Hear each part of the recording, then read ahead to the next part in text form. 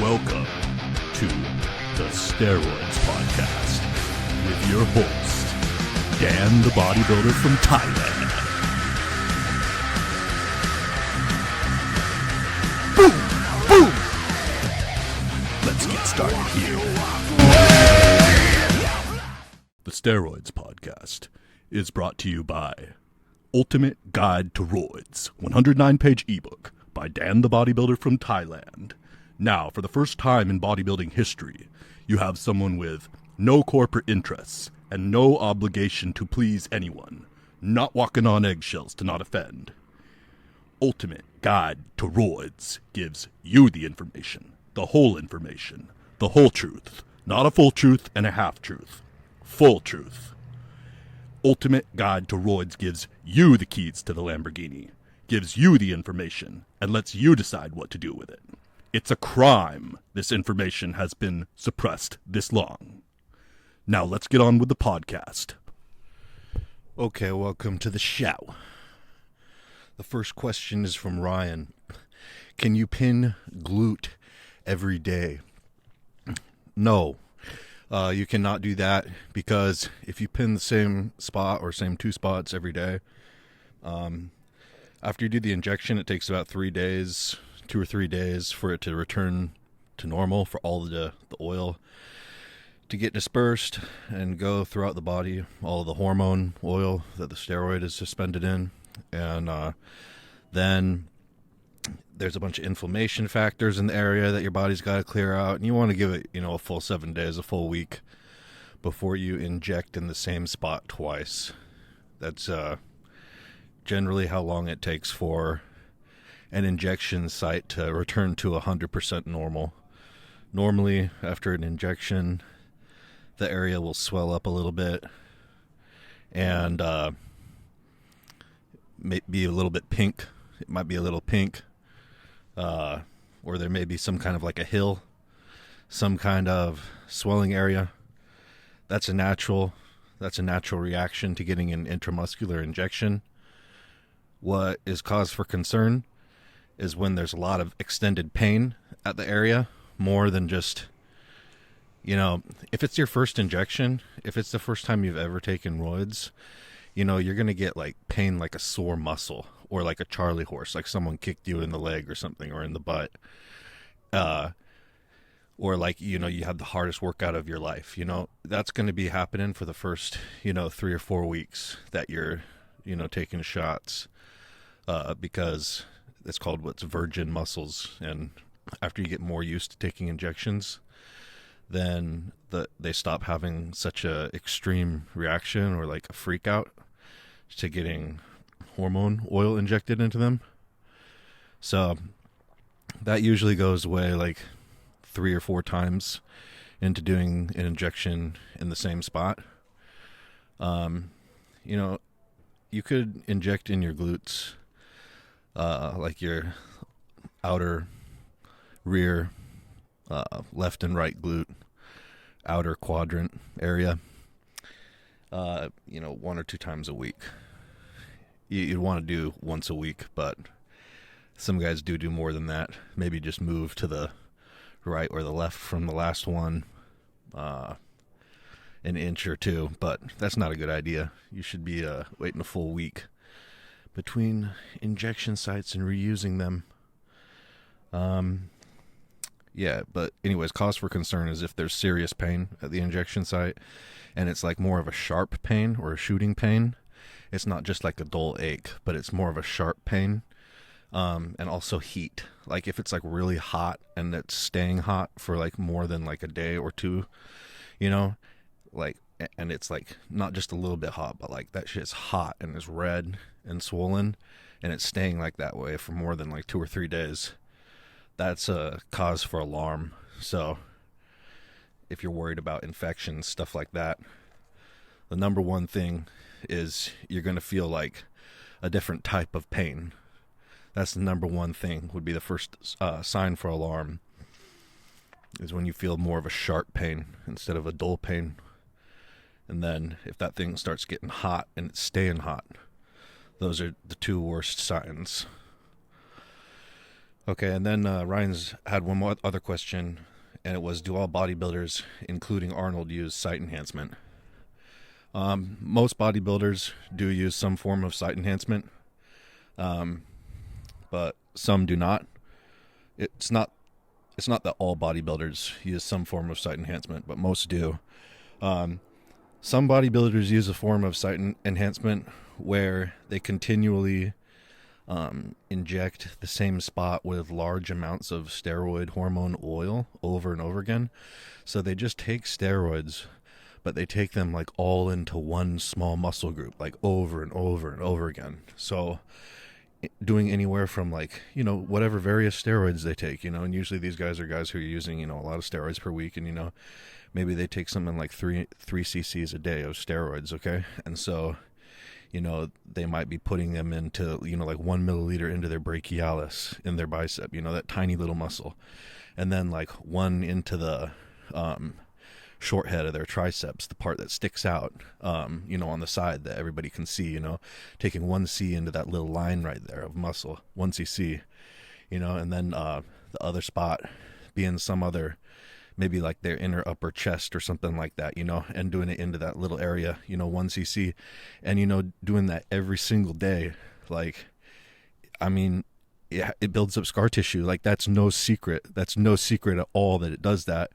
I mean, if you've taken any roids for any amount of time, you'll know that you build up like hard ball shaped like masses, like, like of scar tissue basically in the injection sites that you use over and over and over again.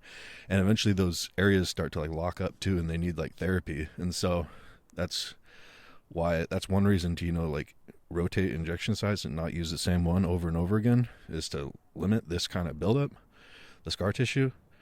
But also you need mobility in the area, because having that scar tissue buildup, it restricts the way that the muscle can like stretch and flex, and it can cause so much pain, like nerve pain and referred pain from pulling on your muscles and pulling on your tendons and making them get inflamed, and then thinking you have tendonitis and stuff.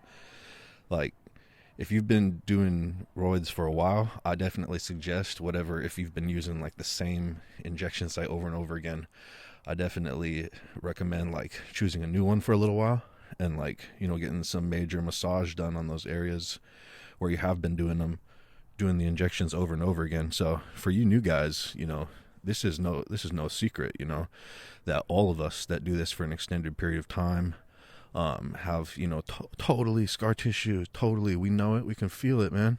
Scar tissue built up in like muscles that we've used for like injections over and over and over again. So like, you do that into 3, tiny muscle groups that are like tiny little lines or tiny little strands, like in your arms and shit like that. And you do that like every single day, and you're piling up years and shit over that. Hell yeah, it's site enhancement.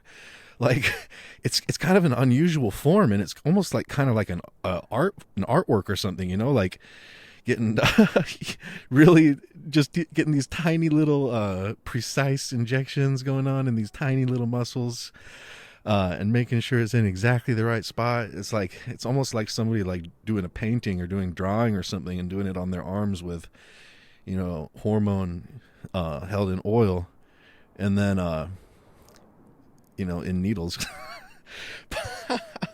So that's one form of site enhancement, guys. And that form of site enhancement, like, pretty much everybody's doing that. Most guys are doing that who are like, if they're like competing and they're really trying to do something with that, that's something that is pretty widely done. I'm not saying that all bodybuilders do this, okay?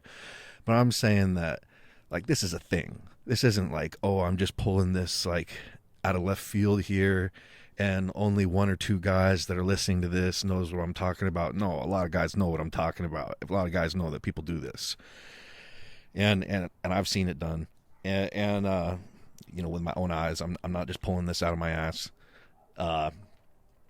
And this is a thing, okay?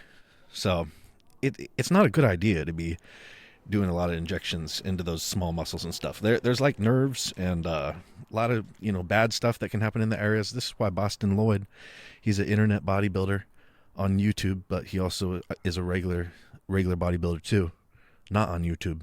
And you know what? He got a massive nerve. He destroyed a nerve trying to, remember that short head of the tricep that I was talking about, that guys try to do that little line going down to your elbow on your tricep, on the outside of your tricep. He was doing injections in that area, hit a nerve, and like permanently screwed his arm up. So that's the things that that can happen with this kind of thing, and it's not that uncommon. You know, you got guys like me who got like my steroid leg infection, or you get guys like Bostin Loyd who, like, you know, destroys his arm in his vein. Well, you know, when we have these kinds of experiences, guys like come out of the woodwork from like all over the internet, like, you know, giving us their little confession about their similar experiences. So I can tell you that I got at least 70 to 80 of those, you know, and that's a low number. That's a low ball number, 70 to 80 emails, you know, of guys telling me like, just in their lifetime of, you know, being on gear, that, you know, they'd had, they usually said something similar but not as bad happened to them as well, you know, in their steroid using experience. So, you know, it wasn't everyone, but it was, you know, some people. You know, how many people knew about my leg? Well, it was in you know, newspapers and shit, like worldwide. So, you know, like millions, absolutely, definitely millions. And, you know, out of all that, you know, there was something like 70 or 80 people out of the millions that saw it. So it's not a big number, but I'm just saying it happens, you know, it happens. And it's always from people who are not using pharmaceutical grade gear. Okay. And that, I've said this before, this is my resolution that I made with myself after that, in order to, because I can't let something like that happen to me again, you know, or I can't do something like that. I can't do something that puts me in that situation again, because that's what happened before, is I did something, you know, that put me in that situation where, you know, I put myself at risk for having, you know, my leg get destroyed like that. So, you know, I was using underground lab gear, and, you know, I made a choice, you know, I know that that's not good. I know that that's not a good thing to be doing, but I made a choice to do that. And, you know, I rolled the dice, you know, and I lost big time. So I ended up, you know, with the flesh-eating bacteria in my leg, and, you know, had that whole nightmare, you know, freaking nightmare situation happen to me in Colombia. So, you know, for me, this is what I say after this, because I had to have if you guys know me, and if you've known me, watch my YouTube stuff, seen Bodybuilder in Thailand.com, steroidspodcast.com, kratomhappy.com, etc. over the years, you'll know that, I don't know. Actually, I got lost on that, sidetracked. Okay, back to the leg thing. So, you know, I got burned, and I got burned big time, and because of my recklessness. So I had some thoughts. I had time to think to myself afterwards. Okay, and I said to myself, dude, you know, you got to make some changes, because, you know, that was definitely recklessness, which led to that. And, you know, I'm thinking that can't happen again, because that was too close, you know, that was too close to, you know, passing away or something like that. So I don't want that to happen. So I had to make some changes, and I knew that that was necessary. And I just said, I came up with a realistic plan to make that not happen. So just to put it bluntly, guys, anabolic steroids and performance enhancing drugs are required for bodybuilding, okay? And also for professional sports, okay? So if you want to be somebody who makes money with their body, or who plays professional sports, unless you're some kind of fringe character, I'm not saying it's impossible, but I'm saying you'd be some kind of fringe character, okay? But the vast majority of humans on this planet, okay, that want to do those things, you know, they're using PEDs, okay? And so that's part of it. That's part of it. That's what's necessary. That's a requirement. So, you know, I do make my income, off of my bodybuilding activities, my bodybuilding and fitness activities on the internet. That is how I make my primary streams of income, and have been doing so for years. Okay, so for me, steroids and performance enhancing drugs are absolutely necessary for me to make my living and sustain myself. So the first thing that you think of after the leg thing is, well, are you going to stop doing this altogether? And so, yeah, that definitely crossed my mind. Yeah, I thought this through big time. But I have to be, so I had that thought, okay, because I was like, hey, you know what? I don't need these things. Like, originally, before I started using roids, I didn't even want to use no roids, okay? I wanted to be natural. That's why I hired Matt Ogus as coach and everything, okay? Team 3DMJ, the natural bodybuilders. I hired them because I didn't want to use steroids, okay? I wanted to be natural.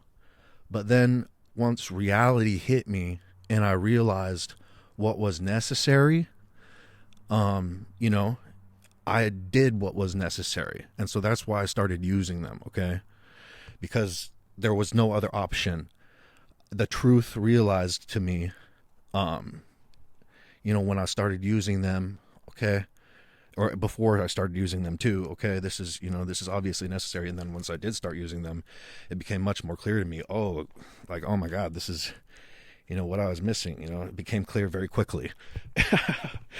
And, so that's, that's a given. So got to maintain using them. And this is the conclusion that I came to, for my lifestyle, or not my lifestyle, because the lifestyle can go, okay?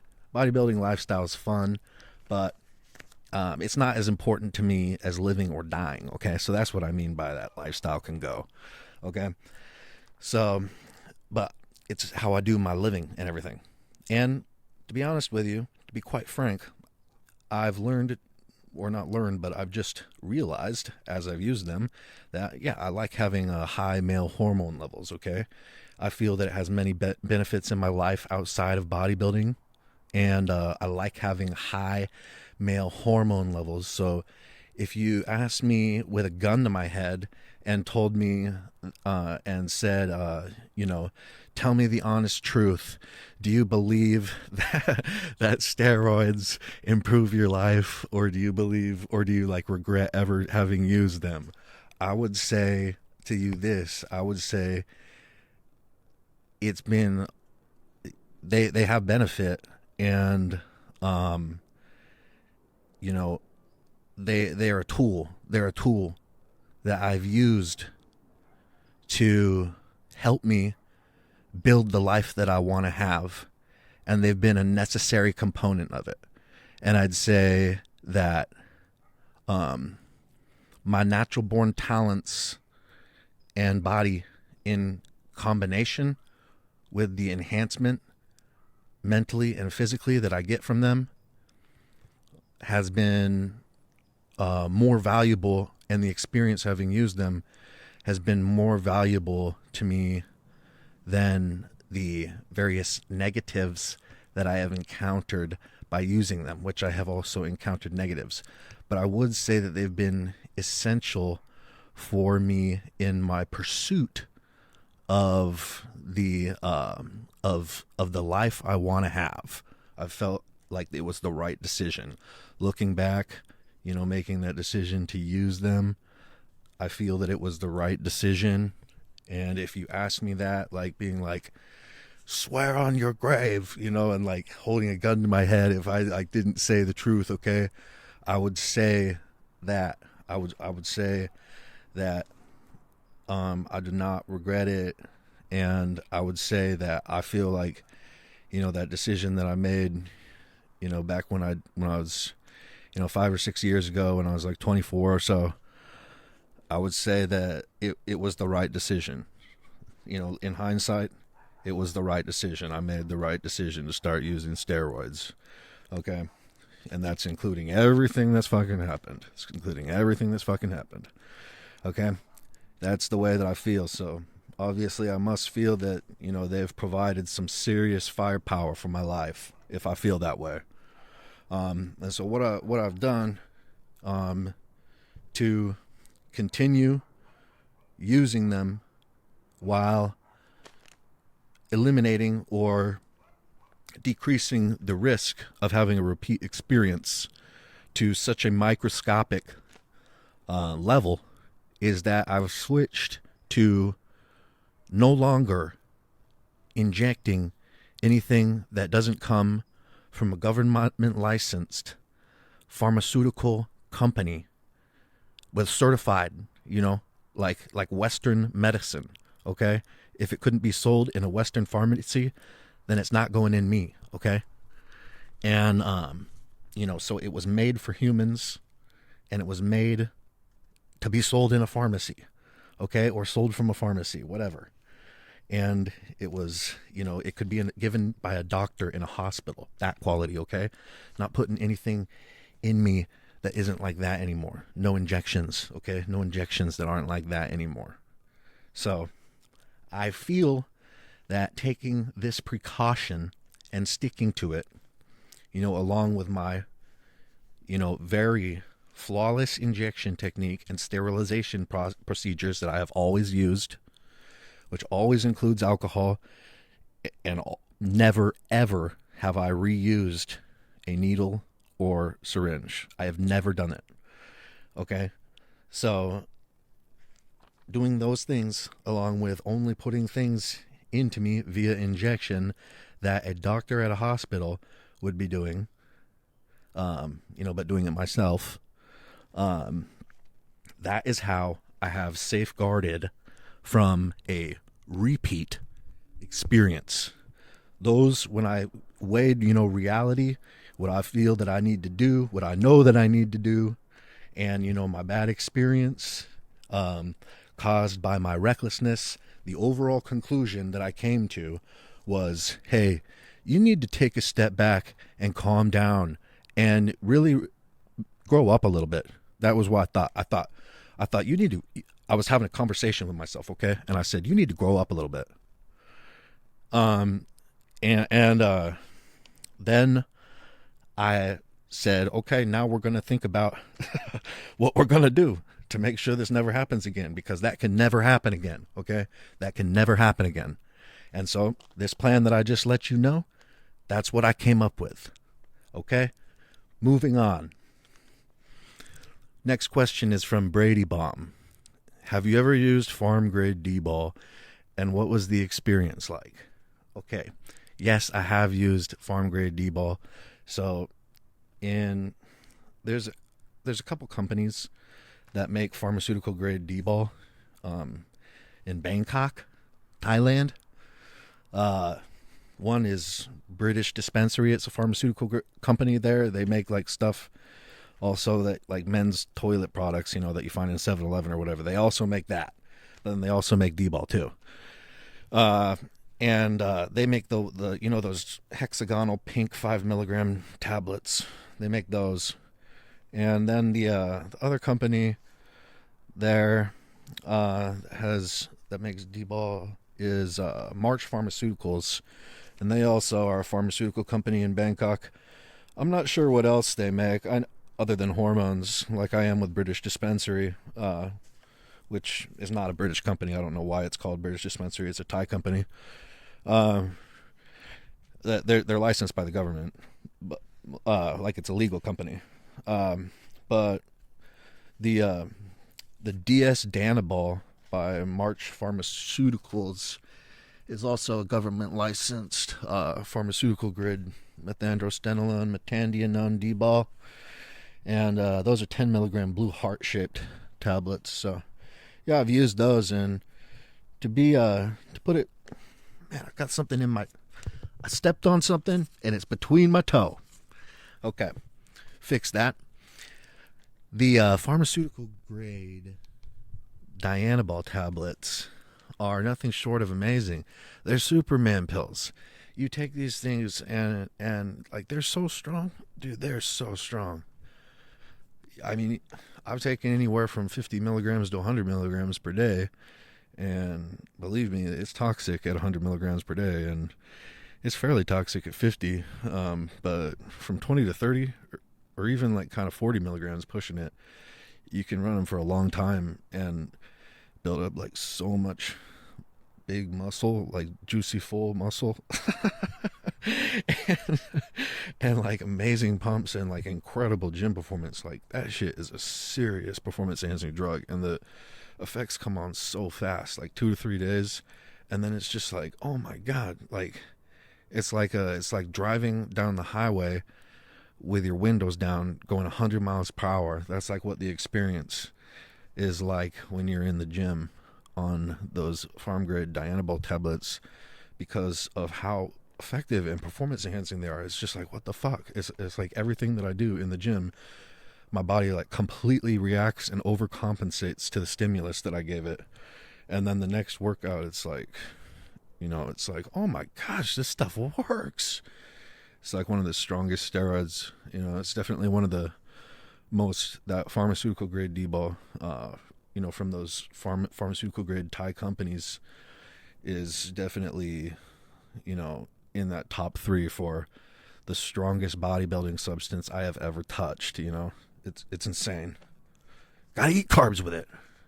Gotta eat carbs with it for any roid to function optimally,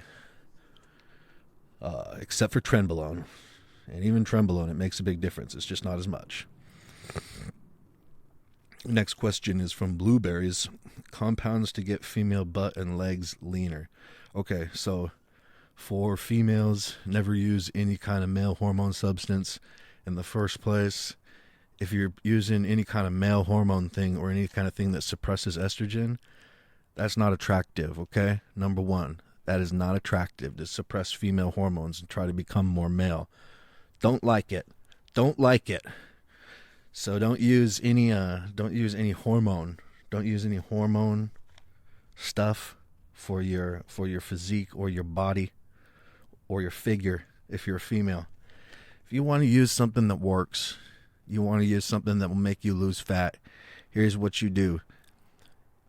You get a little bit of T4, okay? That's thyroid prohormone. T3 is the active thyroid hormone in your body. So you take these T4 thyroid hormone tablets, okay? And they speed up your metabolism. You take it at somewhere between 100 to 200 micrograms per day of these T4s. This is not medical advice. I'm not a doctor. I'm just saying that this is what people do, and I'm relaying this information to you like a conversation, okay? Don't take this as advice. We're just having a conversation. I'm casually putting this out here. I do not recommend it though. So you use that T4 thyroid hormone at like 100 to 200 micrograms per day, and then adding in Clenbuterol at 20 to 30 to 40 micrograms per day, okay? And, maybe even up to 60 or 80 micrograms per day, building up to that over a tolerance, and doing that, for as long as you need to diet for, up to like 6 to 8 weeks or so. And you can just continue running the thyroid hormone, as long as you want to. Honestly, if you want thyroid hormone and you want that T4 thyroid hormone, you should go to your doctor and ask for it, because they prescribe that stuff like crazy. So many people get prescribed thyroid hormone. A lot of people, the common diet, the modern diet, it's not good for your thyroid. So a lot of people have low thyroid levels and get supplemented with T4, which makes your metabolism go faster. And then the Clen is the Clenbuterol, it really burns the fat off like crazy. Both of these supplements can affect your heartbeat and rhythm and intensity of the closing of the valves, so it can feel like your heart can be pounding.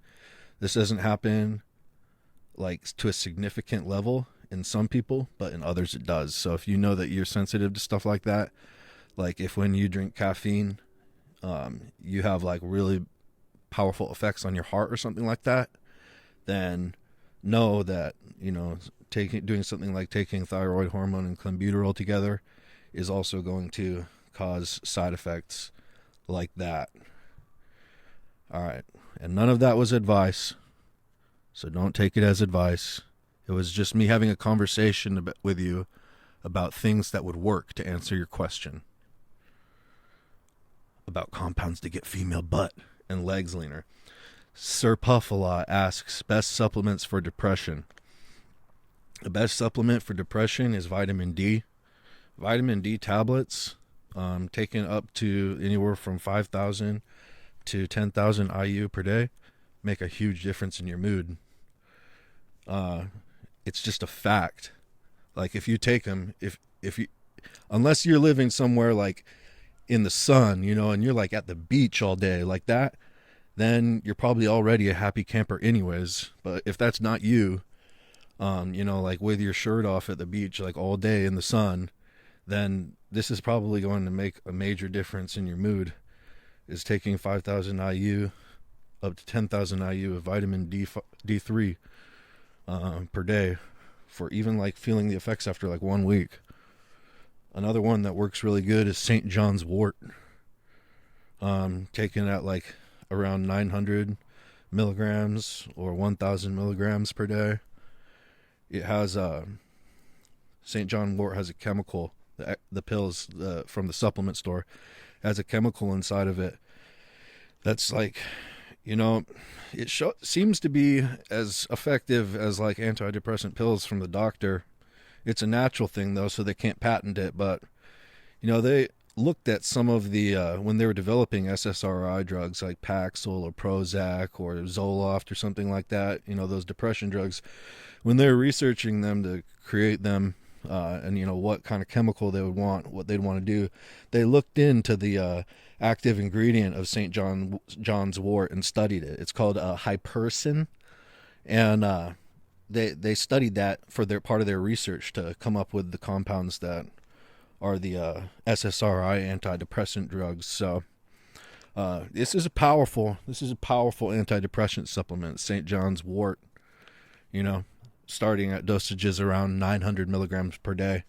You've always got to dose these things high, because they say a lot of information on the label about dosing things low sometimes, especially supplements, when we both know damn right that you got to be taking a full dosage to be feeling supplements. Let me think. As far as like depression drugs go, you got to find out what the root cause of your depression is. Okay, so sometimes it's anxiety, sometimes it's like headaches, or sometimes it's like sadness, and those are all different types. Those are all different like manifestations of depression. So like you might not be sad if you have depression, but I actually studied this in school. This is what my bachelor's degree is. But I'm interested in it anyways, just like everything else, like all the medicine and all this stuff that I talked to you guys about on this show. But it doesn't always be sadness. Depression isn't always just sadness. It's like a state that you're stuck in. Like, it's an affective state, or your state of mind, the way you consciously feel, and it's like a cycle, and you're stuck in this one way of feeling, and or there's one way of feeling that is frequently coming to you and dominating your mood. So this can be caused by someone being very sad, yes, but it can also be caused by someone being anxious, and it can also be caused by like feeling lack of control or lack of ability to make a decision. And that's where sometimes you'll get people like with headaches. They just constantly have a headache all the time, and they don't know why. And it can be depression, which is a mood. It's a mood disorder. It doesn't mean that you need to go to your psychiatrist. I'm just saying it is what it is. But yep, that's what all this stuff is meant to treat. So For some people, also smoking marijuana can help with that kind of things. Cannabis. For people who... Kratom can help too. Actually, Kratom can help a lot, actually. With Kratom, the best... Okay, so I think that the best kind of depression that the cannabis treats is the kind that is like feeling lack of control, or like anger, things like that, because it mellows people out and it takes away things like a headache or something like that. But then the kratom is the best for the people who are feeling sad. They are feeling like there's no light at the end of their tunnel, like there's no hope, and they're feeling like a low self-esteem, things like this. That one helps the most. It helps the most with depression like that. So, in last resort, you can get depression drugs from your doctor. I was trying to tell you guys about some more natural alternatives right now, because those depression drugs are big money drugs. They're like some of the top 10, highest selling drugs in America every year, and in European nations. And the statistics show like 1 in 10 people is on those things, which that's a lot of money. That's a lot of money being made. And they're heavily mind altering. I've studied them. The drugs like Prozac or Zoloft, Lexapro, any of these drugs that are meant for depression, they make major changes going on in your brain. Receptors and neurochemicals, the way that they interact and fly out, what makes them do what? It makes major changes, okay? So if you take one of those drugs, you're like, this is a big money drug that is making major changes in your head. And if you're living in a Western country, something like 1 in 10 people is freaking on it. Okay? So I don't want to be a part of that, I would never want to be a part of something like that. So if you got to take them, then you got to take them. If you can't dig yourself out of that hole, they can help. And they can help you dig yourself out of that hole of depression. But you want to avoid them, because you don't want to get caught up in some kind of mind-altering thing that is, makes people be okay with things that they otherwise wouldn't be okay with. And, the government and pharmaceutical companies are like making a lot of money on that kind of thing like that. That's not something you want to get involved in. So those are good reasons to stay away from depression drugs. All right, next question. Simon asks, does low carb dieting reduce thyroid levels? Yes, the answer is yes, it does, Simon. Low carb dieting can severely reduce thyroid levels. So starch carbohydrates, when you eat that, starch carbohydrates means things like bread, potato, rice, grain, things like that. Those increase. They make thyroid hormone levels go up.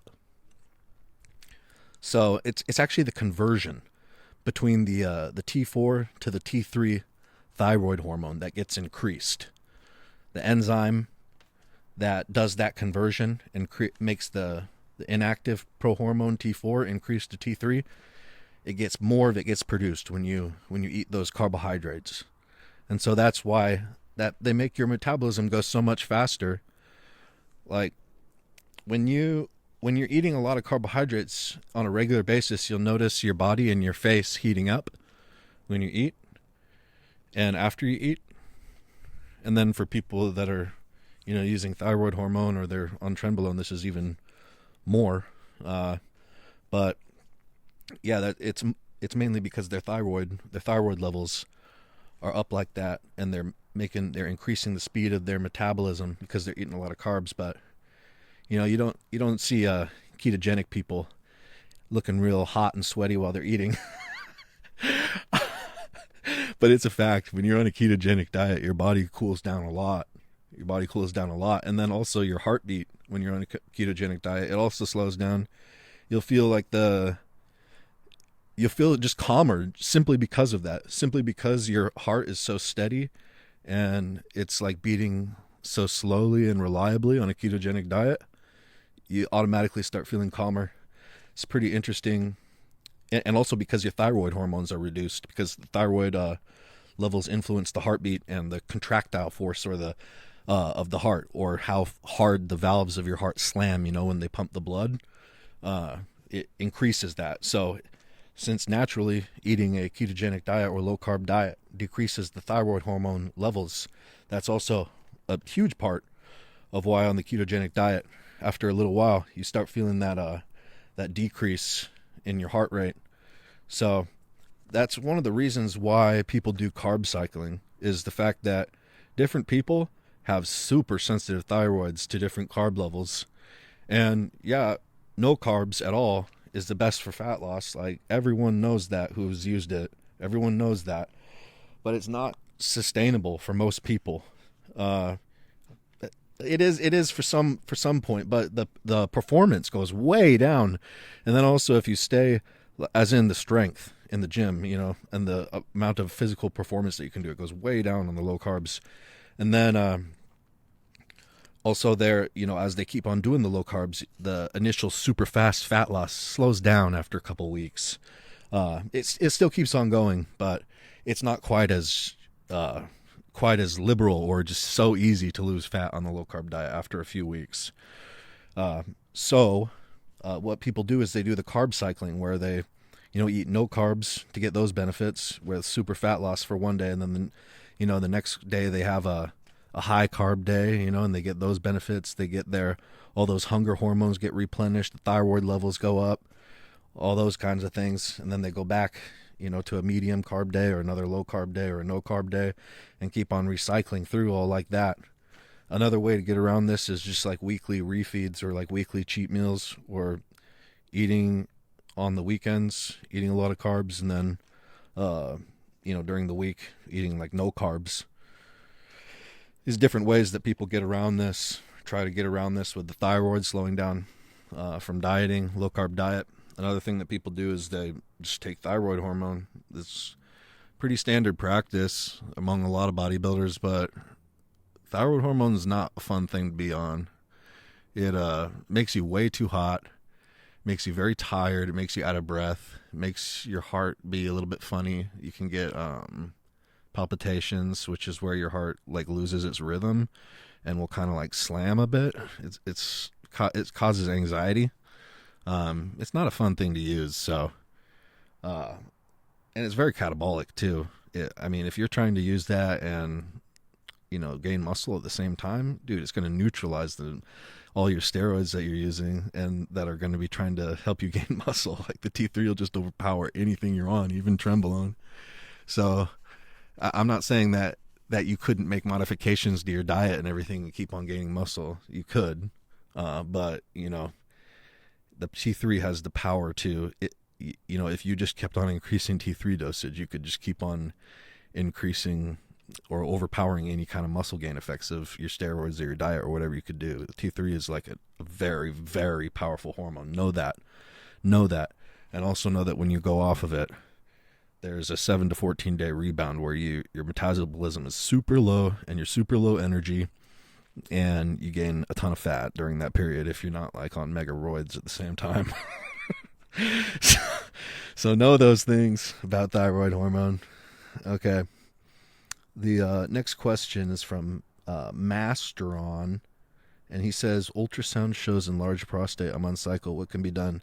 Man, if you're getting ultrasounds, though, it seems like you should be talking to your doctor about that, because hopefully he has a plan.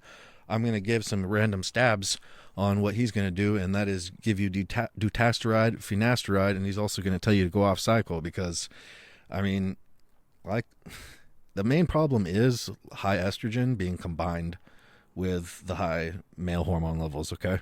So whatever roids you're on, those are interacting in your prostate tissue with, and also the estrogen from any testosterone or anything Dbol or anything like that creates estrogen that you may have. It's also interacting. in the prostate. So if your prostate ever gets swollen and you're ever feeling like hard to pee, or when you do pee, the stream is like weak and not coming out at a good rate, or like a lot,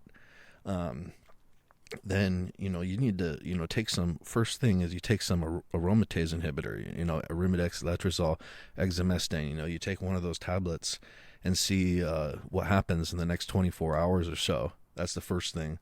And, hopefully you'd be able to control it. And, at the same time, what you'd start doing is if you weren't able to just control it and get it under control right away, then the next step would be taking less roids. You just start, basically stop taking them for a little bit and see, or you could just, take less for a little bit and see, like if it cleared up.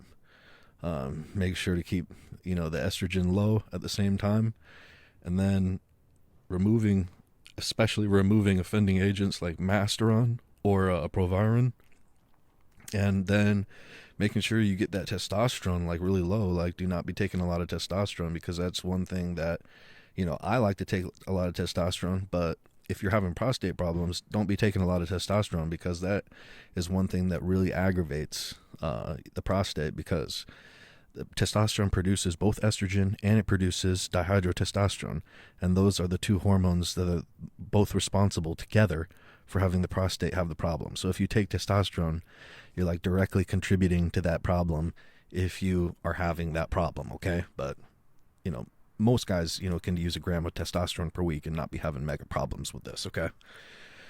So that's the prevalence on that. Kind of splitting hairs there. Your doctor may, if none of those things did work too, your doctor may prescribe you finasteride or dutasteride. So that would be the next step usually that they would take. The next question is from Maverick, who asks, I'm experiencing tingling elbows and fingers on growth hormone. Can anything be done to prevent this? Yeah, so what that is it's like pressure on nerves. Since there's more intake on water, and there's just some swelling that happens, like especially in your extremities on growth hormone, and that can produce some pressure on your nerves and make you get these tingly sensations. Some people say they get a carpal tunnel feeling on it. I mean, I guess yeah, but I think that's, carpal tunnel means on the top of your wrist, but I think a more accurate way to describe it would be like feeling like your hands fell asleep, or there was like tingling in the tips of your fingers, or like your elbows somewhere, some kind of sensation in your elbows. Just randomly though, body parts just kind of falling asleep a little bit. But if you're doing something like mowing the lawn, or riding a motorcycle, or riding a bike, something like that, where you're holding on to something for an extended period of time, you would definitely feel the growth hormone hand effect, which is, your hand feels swollen, and it will feel like there's a lot of tingly, like pinpricks all over it. And also just in general, during growth hormone use, it's more difficult to make a fist. Those are some of the side effects of using that. All right, the next question.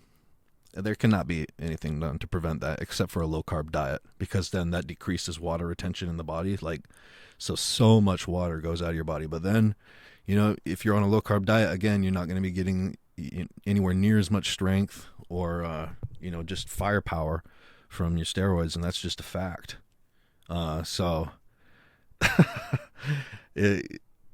Technically, no, nothing can be done about it. No, nothing can be done about the water retention effects from growth hormone. If you're really having a bad time, a low-carb diet can do it at a cost. So the next question is from K-Paxi, and he says, many swear by Dbol being only a pre-workout drug. Others say spreading dosing out is the only way to go. Your opinion? Yeah, Dbol is really short life in the body drug. From it peaks something like 30 to 45 minutes after you take the tablet in your blood. So that's when the peak level of the hormone is in your blood.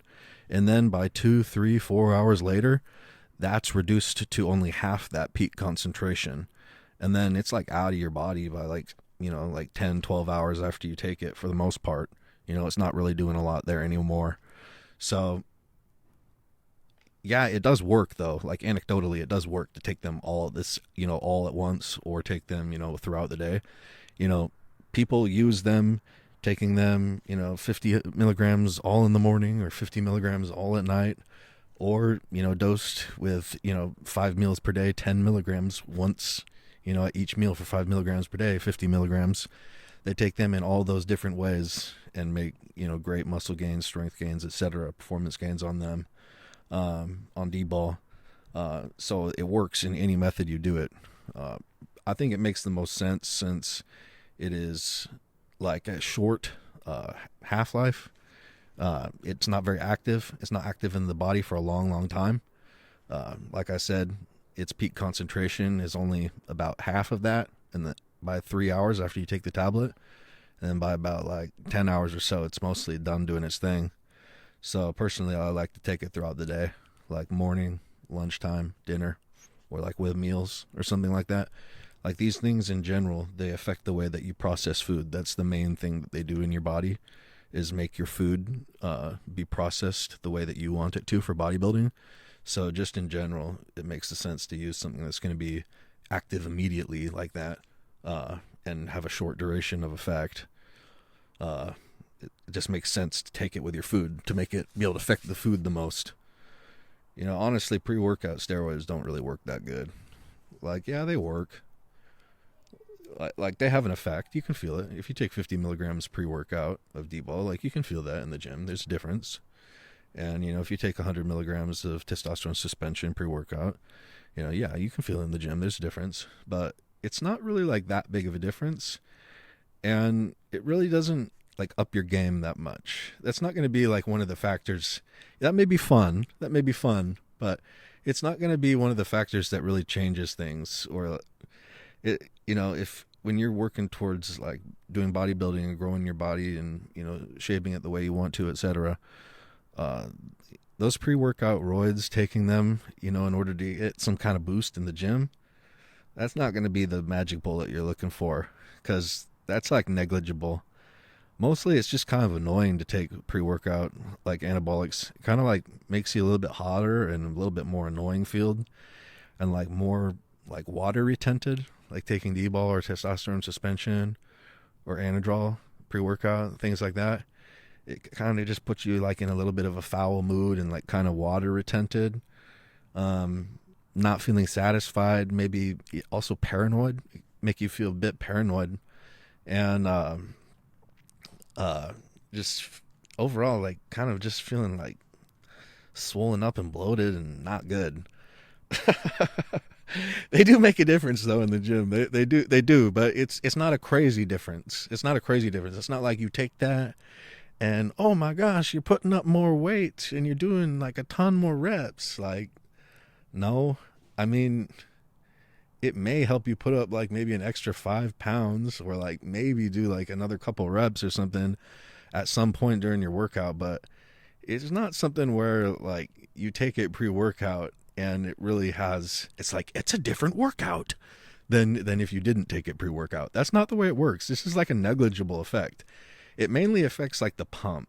But it doesn't affect your performance so much, is what I'm trying to say. Like, it may help you, to be able to squeeze out an extra 5 pounds on a PR or something, but, no guarantees. And this is talking to somebody who's used it, like, there's no guarantees on that, but it may help. I mean, it probably would, but definitely no guarantee. So that's what I'm talking about. Like, people that think, oh, you take this pre-workout and it has some kind of crazy effect. No, that's not how hormones work, okay? Hormones, they're not like recreational drugs. They don't like kick in when you take them. They take a while for their effects to build up. And that's the same reason why, like, if you take, it once a day, the 50 milligrams Dbol, or you take it out, or you take it, with each meal, it works either way, because this stuff, it takes time to build up. It builds up in your system. So when you expect things to like make a big difference because you take it at one time a day or something like that, no, you're putting yes, it does make a small difference, but it's one of the small difference things. So it's kind of like an afterthought. It's something like an afterthought. Although I do take my oral steroids with meals, not gonna deny that. I like to do that.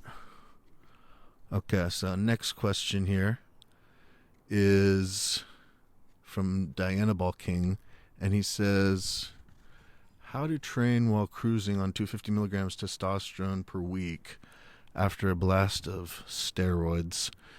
Okay, when you are on the cruise, you want to like get healthy. So that's the whole thing that you're doing the cruise for, is you're trying to make all your blood levels, when if you've done a cycle of steroids and then you go down and do a cruise where you do testosterone replacement therapy, 1cc or 250 milligrams of testosterone per week for a set period of time. And, a couple months, few months, something like that. The point of that is to get, all health markers to the normal range, okay? To the normal range. So if you're doing the training that you're still trying to do the same kind of training that you were doing when you were on all those hormones, honestly, I know that what they say on the internet is like, oh, you go balls out, when you're in PCT, and you go balls out when you're on cruise on your cycle. But like, people who have been doing this for a while know that that's not possible. That's some kind of weird, inexperienced, like little punani typing that like in his 15-year-old basement bedroom or something with his Care Bears on the bed, because that's not real, man. That's not real, dude. You tear yourself apart if you keep on training like that. When you have all that support from all those hormones and shit and all that recovery ability from, being on cycle of steroids, if you come off and you just keep on for an extended period of time, more than like a couple weeks or a few weeks, if you keep on like over a period of a long ass time, like freaking like going balls to the wall, like you will tear yourself apart. Okay. You'll feel it. Cause we've all done it. We've all been there and done that. So what it will feel like is you'll be doing your exercises and you will be like having to strain so much, and it'll feel like you're like grinding your joints, or like your muscle fibers are like gonna rip or something, because you do not have that support there. And like I've said before, when you're on hormones, it feels like your muscle fibers and your tendons and everything are like made out of steel. Okay. Like they are physically stronger. I don't know what it is, okay, that makes them physically stronger. It's probably something like, I have no idea. It's got to have something to do with the cells. I don't think anyone knows, but it's a fact. They are. So your recovery ability, your ability to recover from injuries, and just the actual like fibers of your muscles and your tendons, they are so much stronger when you're on cycle. And if you keep on trying to train like you're on cycle when you're off cycle, you will tear yourself apart. Everyone with experience knows that this is true. If you would like your questions to be answered on the Steroids podcast, go to steroidspodcast.com and leave a comment with your questions, or email or private message steroidspodcast@gmail.com or steroidspodcast on Instagram. Until next time.